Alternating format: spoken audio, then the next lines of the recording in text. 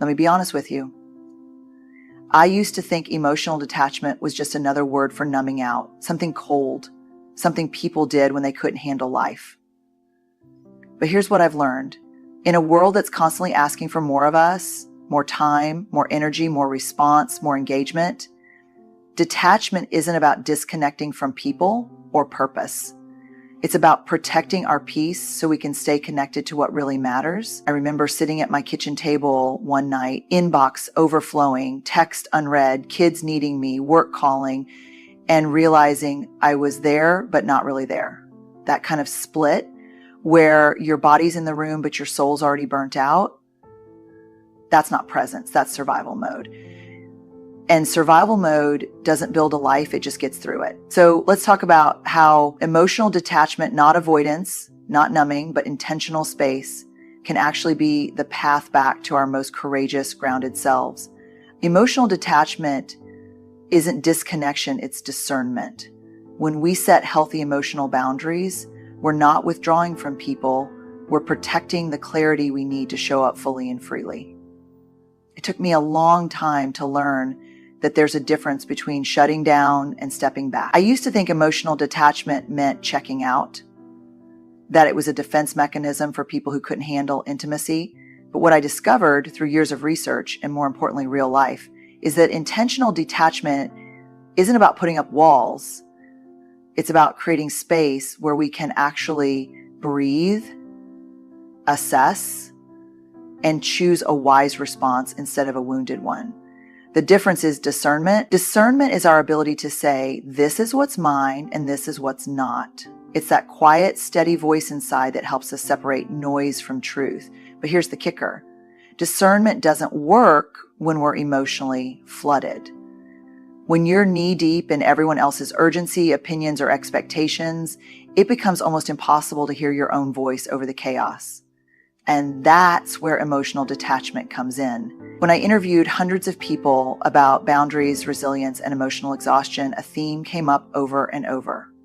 People weren't burning out because they didn't care. They were burning out because they cared too much about everything all at once. There's a kind of emotional overstimulation that happens when we haven't learned to detach without guilt. We start thinking we're responsible for everyone's moods, everyone's needs, every dropped ball in the room. And when that becomes your baseline, you're not living, you're emotionally over-punching. Let's get clear. Emotional detachment isn't turning off your empathy. It's creating enough internal space so you don't absorb everyone's feelings as if they're your own. There's this line I've heard in recovery communities that I love. Feelings are data, not directions. That means emotions are important, but they don't get to drive the bus. When you detach in a healthy way, you're not ignoring what you feel or what others feel. You're noticing, you're naming, and then you're making a conscious choice about how to respond. That's what discernment allows us to do. And the truth is, sometimes the kindest thing you can do for yourself and others is pause, not reply immediately, not react just to fill the silence, not take responsibility for how someone else might interpret your quiet. Emotional detachment gives you permission to sit in that uncomfortable space between stimulus and response and breathe. I've seen this work in real time, in leadership rooms, in marriages, in parenting, in high-pressure environments where emotions are running hot. The people who can detach, who can step back without shutting down, are the ones who maintain their integrity when things get messy. They stay grounded, not because they don't feel anything, but because they've learned how to not become everything they feel. So no, emotional detachment isn't a form of disconnection, it's a form of presence. It's what allows us to stay in hard conversations without losing ourselves. It's what lets us be empathetic without being swallowed whole. It's the space where we say, I'm here, I care, but I'm not going to carry what's not mine. And when we start living from that place of clarity, of discernment, we begin to reclaim parts of ourselves we didn't even realize we had handed away. The brain can't handle constant input without emotional burnout. Neuroscience backs this. Our prefrontal cortex, the part of us responsible for decision-making and empathy, gets hijacked when we're overwhelmed. Detachment allows for emotional regulation. which is not optional in a world where notifications and needs never end. It's like mental hygiene. We don't wait till burnout hits. We create space daily. I don't think we talk enough about what it means to be mentally and emotionally overloaded. It's not just being tired or having a lot on your plate. It's that slow, creeping sense that no matter what you do, it's never enough.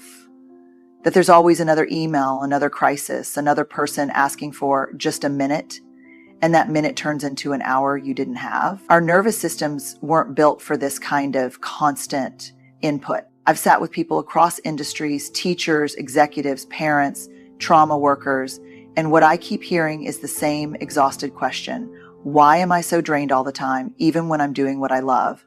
And the answer is this: love doesn't cancel out overload. Meaningful work, deep relationships, passion projects, they all demand energy.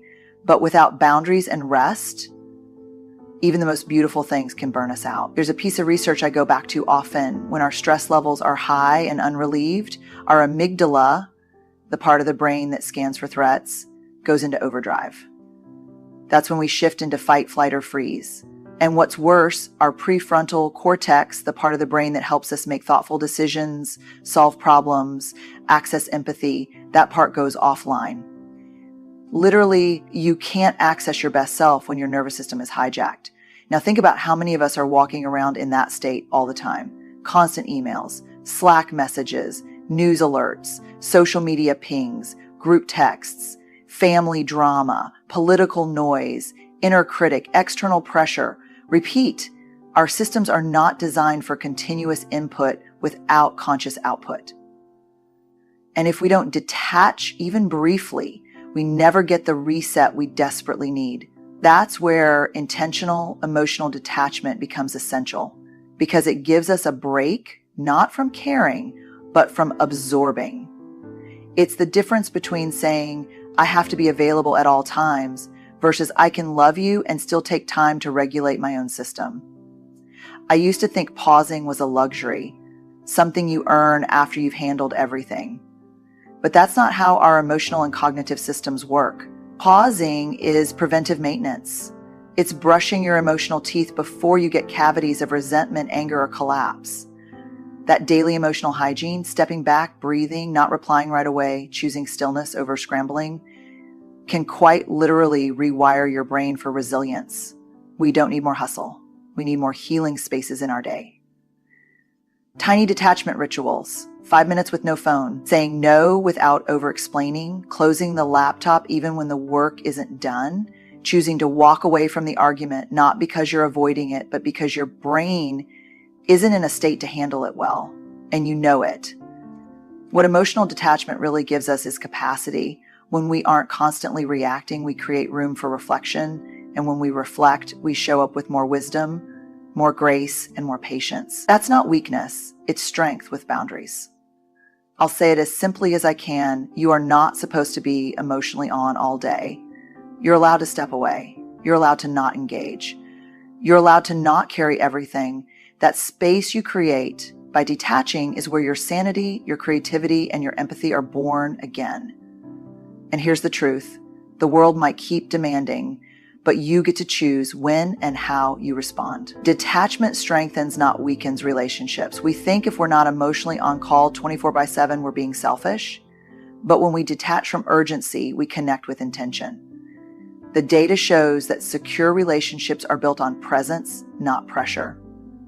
I've seen people transform their marriages, parenting, even leadership styles by learning to pause, breathe, and not take on what isn't theirs. This point usually catches people off guard. We've been conditioned, especially those of us who value connection and care, to believe that closeness means constant access, that love means emotional availability at all hours, that good leaders, good parents, good partners, good friends are always tuned in, always ready, always on. But that's not closeness. That's codependence. That's emotional hypervigilance disguised as loyalty. Let me be clear, emotional detachment is not about apathy. It's not cold or distant or uncaring. It's about creating a healthy space in relationships so we can love each other more cleanly, without resentment, without control, without losing ourselves. And I want to talk about why that space matters. When we don't detach, we start merging. We start absorbing moods, responsibilities, even identities that aren't ours. I've talked to parents who are carrying their kids' emotional world so tightly that they don't even know where their own end and their children's begin. I've seen partners who try to regulate each other's stress, constantly tiptoeing, adjusting, rescuing. It's exhausting. And it often leads to exactly what we're trying to avoid: disconnection. Ironically, the more we emotionally entangle ourselves with people we love, the more reactive we become. Because when you've lost your center, every bump in the relationship feels like a full-blown earthquake. You can't hold space for someone when you've lost access to your own. Now, here's what the research tells us. The strongest relationships aren't built on nonstop closeness. They're built on emotional security. And emotional security comes from knowing that we can be separate and still be safe. That I can say, I need a minute, or I'm going to step away from this conversation and come back when I can think clearly, without it being interpreted as abandonment or rejection. When we learn to detach from urgency, we give ourselves and others the chance to come back to the relationship intentionally, not out of guilt or panic or obligation, but from a grounded place of choice. That's presence. That's what real connection feels like. It doesn't demand that we're always okay. It trusts that we'll return, even if we need a moment apart. I remember talking to a couple who had been married for over 3 decades. They told me their biggest breakthrough wasn't in learning to communicate better. It was learning how not to communicate when they were triggered.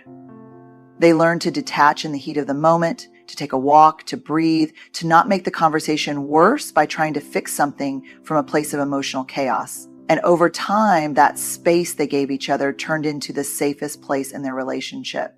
Because here's the thing, when you detach from drama, you make room for clarity. When you detach from the need to fix, you create space for trust. When you detach from emotional urgency, you start to show up with calm curiosity instead of fear or control. That's how relationships grow. And if you're someone who has spent a lifetime over-dunctioning in relationships, over-apologizing, over-explaining, over-caretaking, I want to tell you, you are allowed to take a step back. You are allowed to pause. You are allowed to not be the emotional lifeguard for everyone you love, because love without boundaries isn't sustainable. But love with space, with honesty, with intention, that's how we stay connected without getting consumed. People-pleasing is not empathy, it's emotional overfunctioning. Here's the hard truth. A lot of us confuse empathy with enmeshment, but empathy has boundaries. If you're carrying everyone else's emotional loads, you're not being kind. You're being depleted. I've lived this. I've worn the fixer cape, and I've learned that sometimes the bravest thing you can say is, "This isn't mine to carry." For a long time, I believed that being a good person meant saying yes, being available, being agreeable. I thought love was proven by how much I could carry for others. Their fears, their frustrations, their unmet needs. If someone was disappointed, I rushed to fix it. If someone was uncomfortable, I tried to ease it, even if it came at the cost of my own peace. And for a while, I got a lot of praise for it. You're so thoughtful. You're always there. You're the rock. But what nobody tells you is that when you become the emotional shock absorber for everyone around you, you start disappearing. You're so focused on soothing others that you forget how to soothe yourself. You stop asking, what do I need? What do I feel? What's actually mine to manage? That's not empathy. That's overfunctioning. It's an attempt to regulate your discomfort by trying to control someone else's emotional state. Empathy, real empathy, involves understanding someone else's experience without trying to solve it. It's about presence, not fixing, and it cannot exist without boundaries. Without emotional detachment, empathy quickly turns into enmeshment, where we stop being separate and instead become entangled in feelings that aren't even ours to process. Research backs this up. Studies on emotional contagion show that people who absorb too much of others' emotional states without healthy regulation experience higher levels of burnout, anxiety, and emotional fatigue. You may think you're helping, but what you're really doing is draining your own capacity to show up sustainably. And there's something deeper under all this. People-pleasing is often rooted in fear. fear of rejection, fear of being disliked, fear of not being enough, unless we're constantly accommodating. It's performative empathy. It's let me make sure you feel okay so I can feel safe. And that's a slippery slope, because when we trade authenticity for approval, we lose ourselves in the process. I've worked with leaders, teachers, parents, and friends who thought they were being supportive, but were actually rescuing people from feelings they needed to feel. And in doing so, they unintentionally blocked growth, accountability, and self-trust in the people they loved most. That's what happens when we confuse compassion with control. Saying, "This isn't mine to carry," doesn't mean you don't care. It means you're choosing not to drown in someone else's emotional ocean when you've barely learned how to swim in your own. It means you're practicing discernment. You're learning to stand next to someone in their struggle without making it your identity. And I'll say this, emotional detachment is what allows us to hold space instead of hold weight. It's what gives our empathy roots instead of wires. Because the moment you let go of being everything to everyone is the moment you start becoming more of yourself for the people who matter most. Emotional detachment creates room for purpose-driven living. When you stop reacting to everything, you start responding to what actually matters. That's the heart of it. Emotional detachment isn't just about regulation, it's about alignment. It frees you from constant distraction so you can live by your values instead of just surviving other people's expectations. For years, I lived in a cycle of emotional whiplash. Someone's upset, I feel responsible. A last-minute request, I say yes even if it derails my whole day. A message comes through, I respond immediately even if I'm already overwhelmed. I wasn't living, I was managing other people's needs, managing my image, managing chaos. And somewhere along the way, I realized I didn't know what I actually wanted. I only knew what other people expected of me. Emotional detachment helped me find my way back. We don't talk enough about how noisy life gets when we're constantly emotionally entangled. That noise isn't just around us, it's inside us. It drowns out clarity, and clarity is what we need to live on purpose. When we detach, we quiet the noise long enough to ask, what matters most? What's worth my energy? What do I actually believe in beyond what I've been conditioned to perform? It's not easy, especially for those of us who've been raised to believe that productivity is proof of worth or that being busy is a badge of honor. But here's what I've learned. When we stop over-engaging with everything and everyone, we start tuning into what our lives are really about. Purpose doesn't shout.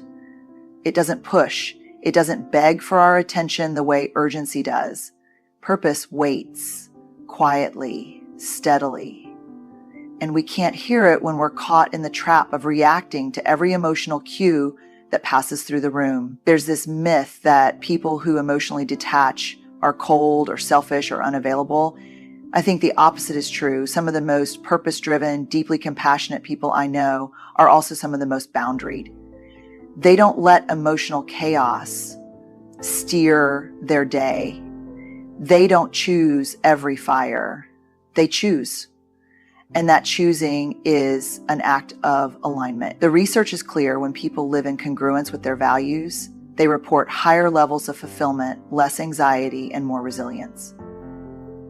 But you can't live in alignment if you're emotionally hijacked all the time. Detachment gives you the space to choose how you show up, to say yes to the things that give your life depth and no to the distractions that drain you. I've watched people who felt lost for years, burned out, depleted, unsure of their path, reclaim their power by practicing emotional detachment. They didn't stop carrying. They just stopped carrying what wasn't theirs. They started asking better questions. They got quieter, calmer, more intentional. And in that stillness, they found something they hadn't felt in a long time: direction. So when we talk about detachment, we're not talking about withdrawal. We're talking about returning to ourselves, returning to what we care about, returning to purpose over pressure, truth over noise, presence over performance. Because at the end of the day, that's what we're really craving. Not more connection to everything, but deeper connection to what actually matters. So here's the truth I hope you carry with you. Emotional detachment isn't a wall, it's a window back to yourself, to your boundaries, to your clarity. It doesn't make you less human. It helps you stay human in a world that too often asks you to be everything all at once for everyone. When we stop reacting to every tug, every tone, every expectation, we give ourselves the chance to respond with intention. And that space between reaction and response, that's where your power lives. That's where peace lives. That's where purpose takes root. You are not required to carry the weight of a world that keeps asking for more. You are allowed to choose calm over chaos. You are allowed to create space. You are allowed to belong to yourself first. So take a deep breath, step back when you need to, reclaim your rhythm, and remember, emotional detachment isn't disconnection, it's direction. Good luck out there. Protect your peace, lead with your values, and come home to yourself over and over again. You've got this.